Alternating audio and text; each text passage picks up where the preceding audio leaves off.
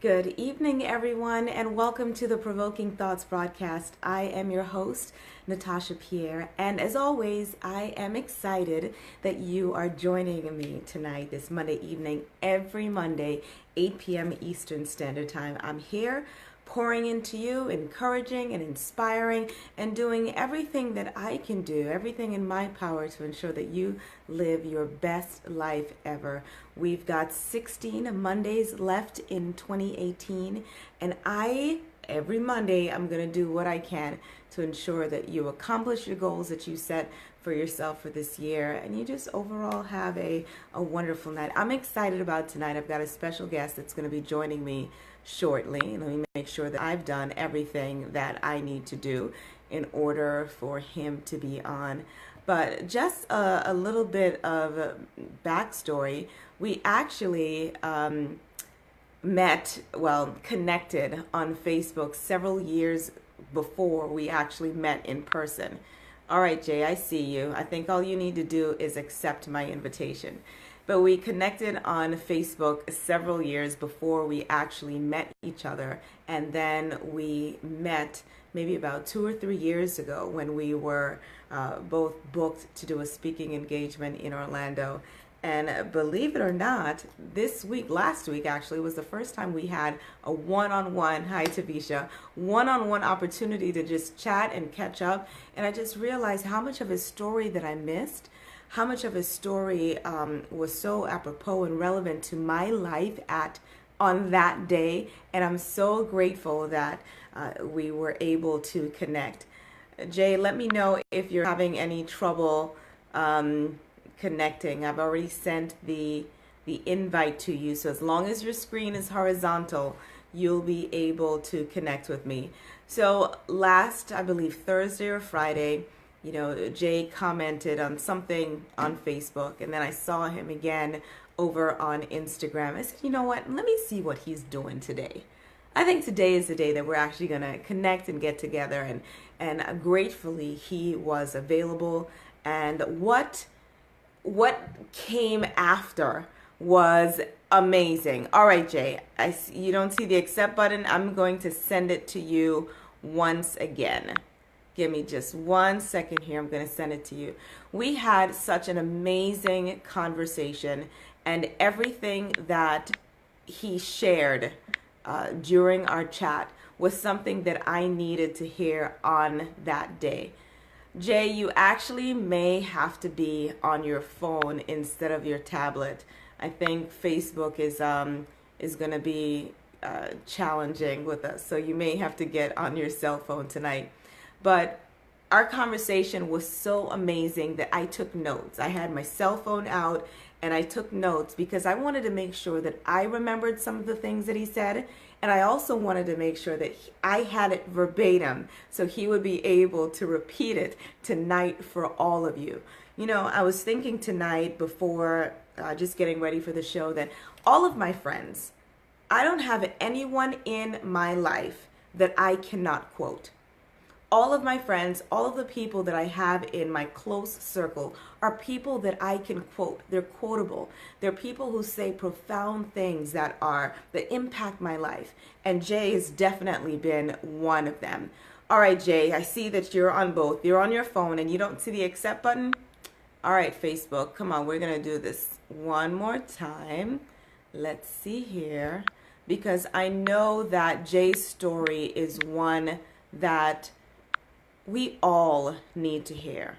Okay, I'm showing that you're invited, Jay. And so maybe if you make sure that your phone is on the horizontal setting, your phone will automatically pick it up, and then we're going to be able to connect. Many times in life, we hear the stories of triumph. We hear the stories of resilience, of tenacity. We celebrate the happy ending, but very, very seldom is the struggle, the frustration, the sadness, the depression shared that occurred along the way. Very seldom do we hear the steps B through Y. We know that the person was at A and we now see them at Z, but very seldom do we hear, and there you are, Jay, very seldom do we hear all the things that they endured in order to get to their point Z. And so I'm really excited, and Jay is on mute any moment. Uh, Hello to everyone that's joining. Our topic tonight is change your mind, change your life. My guest, there you are. My guest is Jay, and now I know your middle name is Hunter, Jay Hunter Lee. He's a speaker and author, and he's been a friend in my head for a very long time, and we finally actually got to connect last week, and it was my utter delight. And after speaking with him for however long we were together having lunch, I was like, okay, I can't keep all of this to myself. I need other people to hear this story. So we're going to dive right in. Hi, Jay. Hello there. Hello there. How are you? I'm doing great. Thank you so much for agreeing to be on with me tonight. Absolutely. Thank you I, for having me. Now, when we spoke at the same event several years ago in Orlando, I remember hearing your story, bits and pieces. Truth be told, I thought you were talking about something back in 1999. I wasn't even thinking that it was a 2014 situation. Right. So let's get everyone caught up. Tell me about what was going on in your life back in 2012, 13. Oh my goodness. Well, it even started back before that. I'm talking about like 2003, actually. Mhm. Just shortly after 9/11, a couple of years after Mhm. 9/11. um, I had suffered my first layoff. I was working on a government contract for a company called Northrop Grumman. And Mhm. they laid me off. They said, we don't have any positions for you. We moving our uh, IT department to Lafayette, Colorado. And I said, no, I don't want to live in Colorado. So they didn't find anything for me here, well, in DC locally. So it ended up being a layoff situation for me. And at that point, I have been struggling to stay afloat, just to stay above water, just landing a solid job. Mhm. I mean, from Mhm. 2003 all the way to 2012, I've been suffering from job to job. One minute is they say it's temp to perm, but it's never perm. It's always temp. I don't even Right. know why they use the term Absolutely. temp to perm. But I was going one time I had a contract for 3 days. One time it was for 3 weeks. One time it might be for a year or 6 months. It was always a temporary situation, and that's pretty much where the IT industry was going for me. I'm like, wow, it? Got to be something else out here. I got involved. Was speaking around 2007-ish, as I was coaching a football team. And the parents said, hey, you speak well to the kids. We think you should be a motivational speaker. And I knew nothing about being a motivational speaker. So I went and talked to a friend of mine who encouraged me to give it a try. So I went to the parents and said, well, you know what? If my team can rank in the top 5 in DC by the end of the season, I'll give this a shot. And we actually ranked third. So ever since then, I put my boots to the pavement. I worked hard. I started reading a lot of books. Started reading books from Les Brown and John C. Maxwell and Jim Rohn, Tony Robbins. I just started, reading books that a mentor of mine, his name is Orrin Solomon, and he was telling Mhm. me these books to read. He said, this was going to help you with your speaking. Just start reading these books. Rich Dad, Poor Dad, Think and Grow Rich. And I just got busy, and I got hooked on those type of books, those self-help books. And I just said, man, I can do this all my life. I just keep reading and reading and reading. And that's all it's. Now, we've got to back up a little bit because you were talking about your layoffs, Yeah, and I want to quantify for everyone exactly what's happening. right. In the Maryland, D.C., Virginia area, I'm sure it's common in other states in the country, Yeah, but in the Maryland, D.C. area, it is very common for people to work as government contractors. correct, And that's what you were doing. correct. And so with these contracts, they can be for, like you said, 3 days, for a week, for several years. But when it's over, it's over. Yes, And now you've got to find another one. yes, And so your situation really wasn't unique. This is something that many people are dealing with every day, especially with our changing government. So it wasn't that Jay was, being lazy and didn't want to work. This is the nature of a lot of people's jobs and industries in the DC, Virginia area. Yes. So we're going to come to how you are daily speaks and how you are the speaker and author that you are today. But there's some things that happen in between. Yes. Around 2012, 13, your mom passed. Correct. Correct. Yes. And that began, and then what happened the next the next day after your mom passed? Yes, as I was mentioning, the layoffs that I've been experiencing, the very last layoff I experienced happened the day after my mom passed away. The very next day. I mean, I literally like grieved on a Monday, had to get up and go to work the next day. And my manager called me into the conference room and said, "Hey, Jay, we want to let you know that we're very sorry to hear about your mom passing." Then he says, "By the way, this is not why we brought you in the conference room. We have to let you go."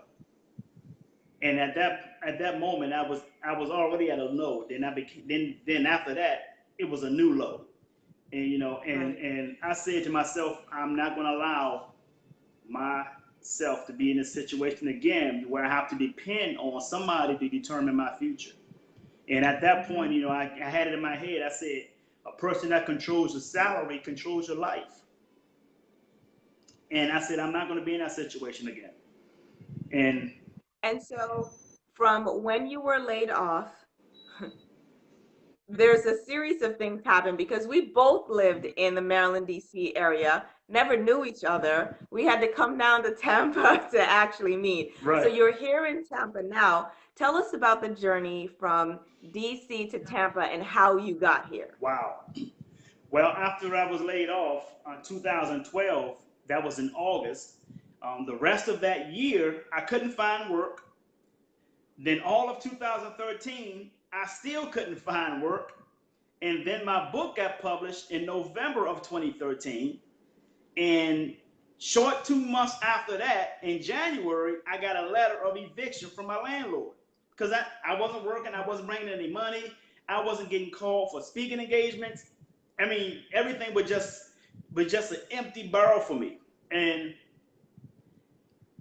I got a letter of eviction that was supposed to have taken place on the following Monday, and I got the letter on a Friday. So, Wow. so when Monday came, and here's what really saved me from getting evicted on that Monday. In Washington, D.C., there's a law that if temperatures are below 34 degrees, you are not to be evicted. And let me tell you, that is one time in my life that I was a big fan of winter. So So you were able to stay off the eviction for a little bit. that's right. And then Tuesday came. I'm checking the weather again. It was still below 34 degrees. Wednesday came, still below 34 degrees.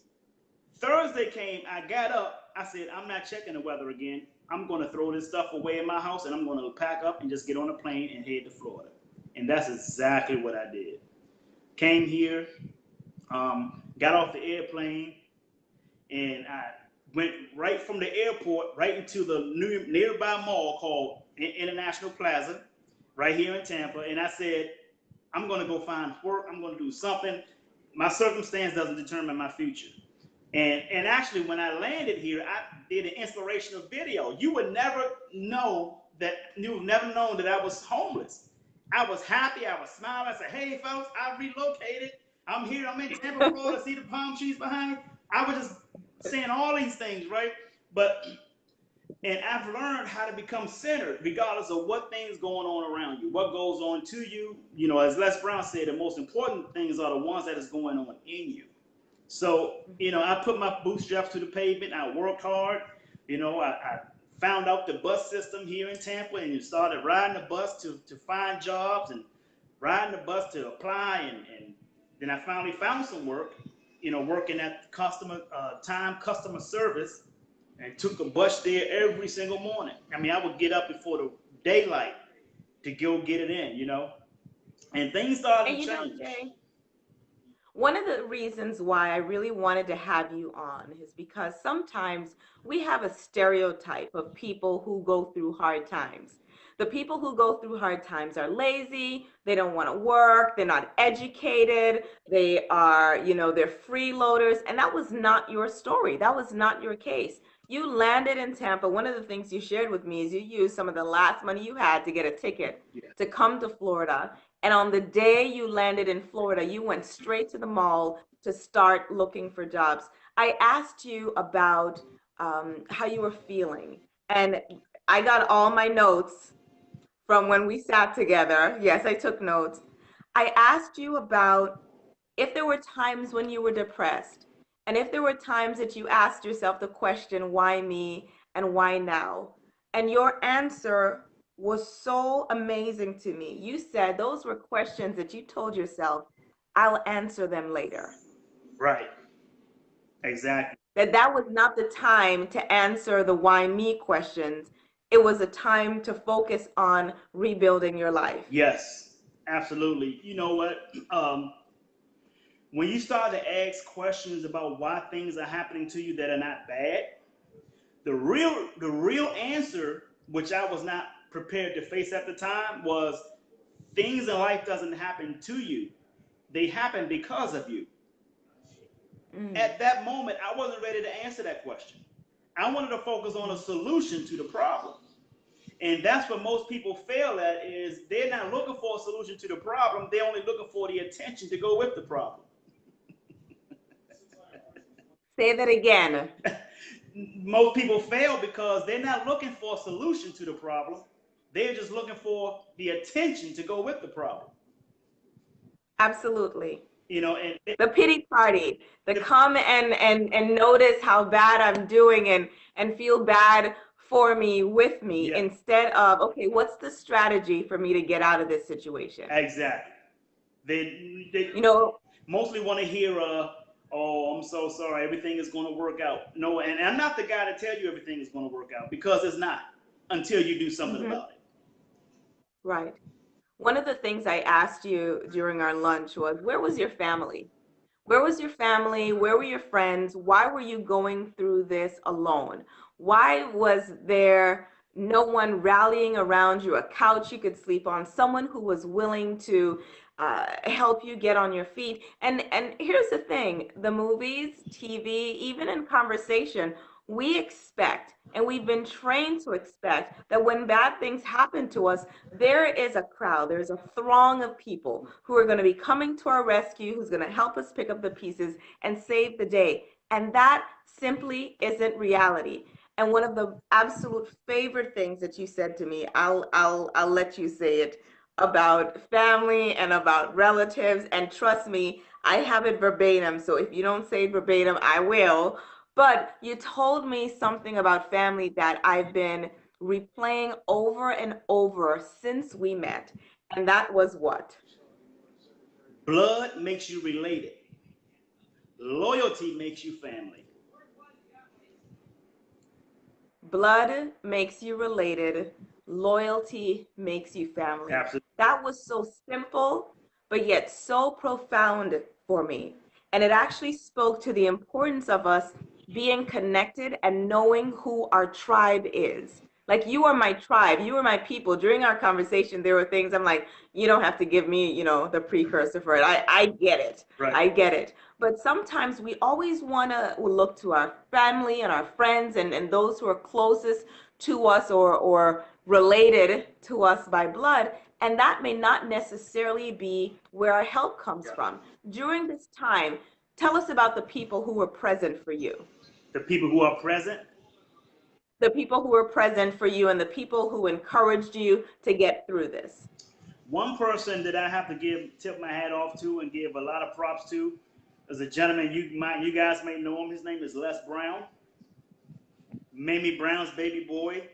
I had met Les Brown prior to my struggles, and when he found out about my mom passing away and what happened to my job situation, he called me. He said, "Jay Lee, everybody grieves differently." He said, "Take the time that you need to grieve, to get over, to rebuild yourself, and when you're ready," he said his exact words. He said, "When you're ready, you're gonna be Michael Jordan, and I'm gonna be your Phil Jackson, and I'm gonna prepare you for your championship."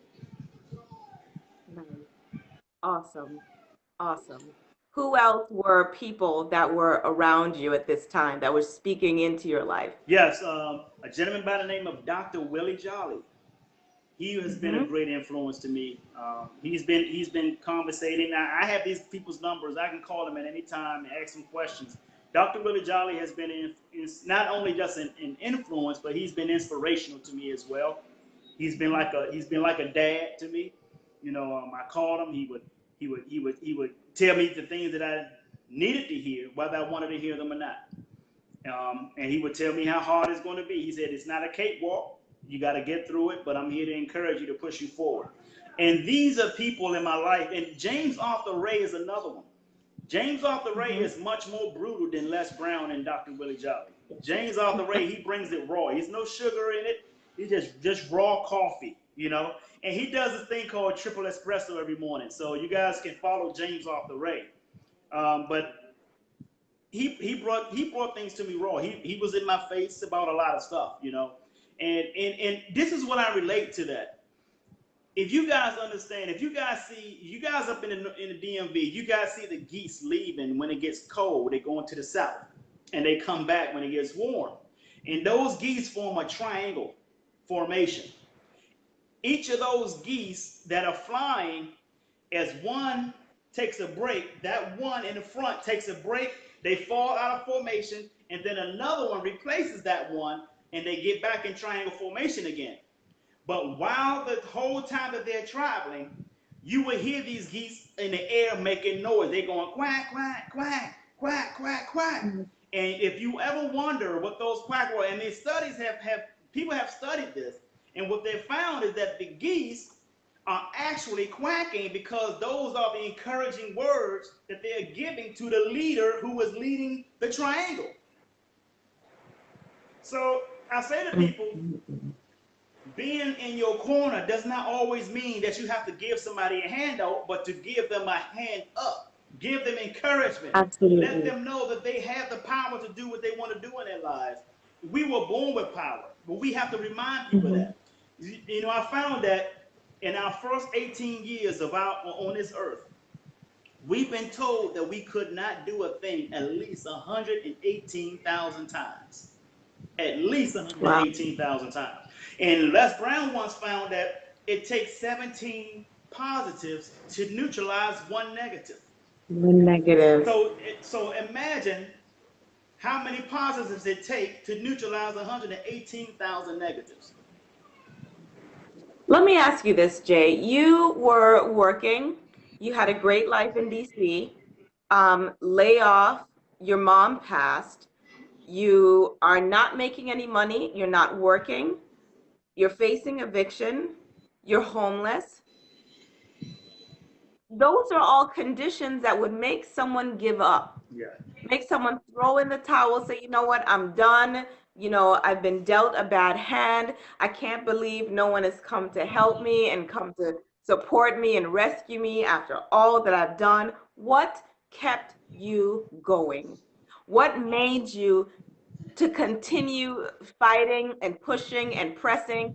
And what gave you the audacity to fly down to Tampa with the expectation that life was going to get better? Well, the number one answer is I have two answers. The first answer is my why.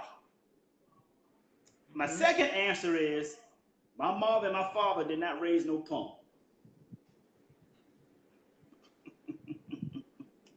And I say to people, if your why don't make you cry, it ain't big enough.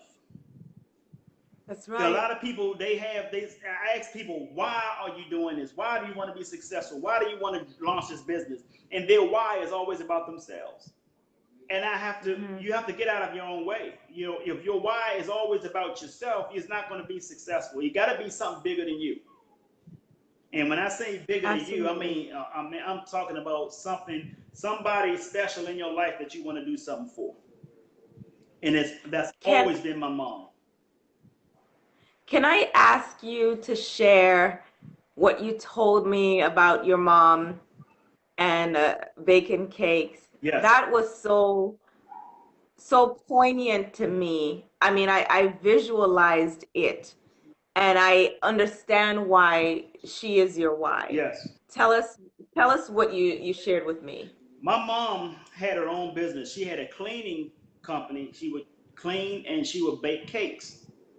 And her passion, that was her passion. She didn't want to do anything else but that. She couldn't stand a dirty home, and she couldn't stand to not have a beautiful cake sitting in every home that she cleaned. And she was actually baking a cake and suffering a heart attack at the same time. She would hold her chest, hold her heart in pain, and stirring the cake batter with her other arm at the same time. I mean, when she passed away doing her passion. And the word passion in Latin translate to suffer. So she suffered for what she loved to do. So, Henry David Thoreau said, do not die with your music left in you. Mm, yes, She's my shero. yes. She's been my wife. Even though she's transitioned, she is still my wife. The mansion that I'm gonna buy for her is gonna have her name engraved in it.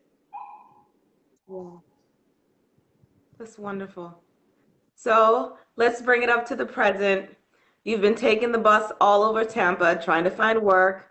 You finally find work and it's stable. Things are getting better. Tell everyone, because I already know. Tell everyone what was your first car purchase after you got back on your feet. Now, I'm saying this because again, I'm part of your tribe, so I understand completely why you did it. But I know other people are going to be like, "What? What car did you buy I bought a candy apple red convertible Mercedes. and why?" Why? Is because I think big. Some people might say, "Hey, man, why did you get this? Why did you get that?" Because first of all, I don't think like an employee. I think like a business owner. And Mm-hmm. and the type of car that you have, you out and you trying to get clients, you're doing business. You have to let them know that you mean business. And my car, it made a statement. Some people like say, "Oh man, that's material stuff." That's material stuff to those who don't have material. Right? Yeah. So when you have Yes. a business, when you have people who wants to meet you, when I go out and meet people, when I go out and try to meet people who could be potential sponsors for my events, I don't want to pull up in a Hyundai. and Nothing wrong with there's Hyundais, nothing wrong with but a that's Hyundai. just not you. Right. Exactly. So when people and it's okay to drive a Hyundai, but when you're talking about people who are multimillionaires, you have to speak millionaire language. You have to speak the Mm-hmm. lingos of millionaires. This is why I tell people, if you want to be a millionaire, you have to live in the frequency of a millionaire. Mm-hmm. Mm-hmm. Otherwise, you ain't gonna get it. Just like a person who wins $5 million in a lottery, but they're not really a millionaire here. It's gone Absolutely. in 3 to 5 years. So since that time, you are an author, you are a speaker, your company went global, produces events, and most recently you had Lisa Nichols here in Tampa. There's more events coming from you. Yes, You no longer have the candy apple red Mercedes-Benz convertible, but you got now have a different Mercedes-Benz convertible. I do. So you're no longer on the bus, Right, right. no longer on the bus, controlling your own income. What's next for Jay Lee? What's next for me is to inspire 50,000 people per year to do the exact same thing. Mhm. Not show them how, but help them transform the mind so that they can create their own how. Absolutely. Change your mind, change your life. Absolutely. And you credit the conditioning of your mind through reading and through connecting with your tribe, Les Brown, etc., as the reason why you're here today. Yes. Yes. You got it. If you're not reading, to enhance your business, then you should get out of business. If Mm-hmm. you're not even reading to enhance your life, then you should get out of life. Mm-hmm. Dr. King said, "A man has not found something worth dying for, is not fit to live." Yes. Alan Douchman wrote a book called Change or Die. That's it. Change or die. Change or die. Those really are our only options. For everyone that is watching today and people who will watch this broadcast in the future, what do you want to leave them with? I think, for me, one of the things, the reasons why I do this broadcast, of course, it's, to share, to inspire, to encourage, but it's really to give a realistic perspective on life. Every day is not going to taste like strawberry candy and be happy and roses everywhere. You're going to have some tough days. You're going to have some things that you're going to have to fight and push through. And sometimes you're going to have to do that all alone. Yes. And so, what do you want to impart and to share with everyone watching? Your final words. Well, finally, I'd like to let you guys know that there are never going to be good days that you can't get through, or bad days you can't get through. They're going to come no matter what. And this the reason why you're going to have adversity in life, because every goal you create in the mind, obstacles are also created. And those obstacles are designed to turn you into the person you need to turn into in order for you to reach that goal. It's not the Mm. devil. It's not Murphy's Law. It is simply your training to become who you need to become to reach the goal that you set for, because the person you are now is not that person to reach that goal. And if that goal is an easy to reach, then it's not a goal, it's a task. Like take out the trash. Those are tasks. If the goal is easy to reach, it's not a goal, it's a task. Correct. See why I have friends that I can quote? Because these are things that I need to hear. Who inspires the one who inspires? Well, you're looking at one of them now. I want to, well, first of all, we know you're on Facebook and people can find you at J. Hunter Lee on Facebook. Tell us what your website is. Website is jleespeaks.com. Mm-hmm. Okay. And for WAN Global? WAN Global is WAN Global LLC.com. But we temporarily took it down because we're making some changes to our speaker lineup for the Wealth Summit tours in Washington, D.C. We may be adding Kim Cole. You guys know her as Okay. Sinclair from Living Single. Very good. I want to leave and end with one of the last quotes that I wrote down from you. I took notes. You said, "You can get good at anything if you do it enough, even if it's BS." Yes. You can get good at anything if you do it enough, even if it's BS. And another one that you said is that you didn't put too much energy into why things were falling apart and why things were happening, because you said if you did, then it would become an excuse. Bingo. And well, you saw me typing things down in my cell phone, and these are the things that I've been thinking about for the last couple of days and have been part of my meditation, because iron sharpens iron. Yes. Iron sharpens iron. And I'm grateful for you. And I'm saying publicly, I've watched you from afar. I get your texts, and I appreciate you. I appreciate all that you do.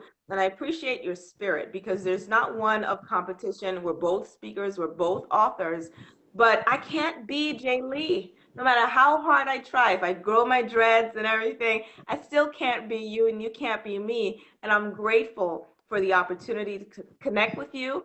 And I know that we're going to be doing some big things together in the future. Absolutely. And don't forget, Yes. you guys come see me at 9 o'clock. That's right. 9 o'clock. Post the information on my Facebook page so everyone can be on your call at 9 o'clock. Okay. Jay, thank you. Thank you. Thank you Thank so you. much. And we'll be talking soon. Thank you to everyone that tuned in. This has been Provoking Thoughts. I'm your host, Natasha Pierre. Join me next Monday, 8 p.m. Eastern Standard Time, and have a good night. Good night, everybody. Good night, Jay.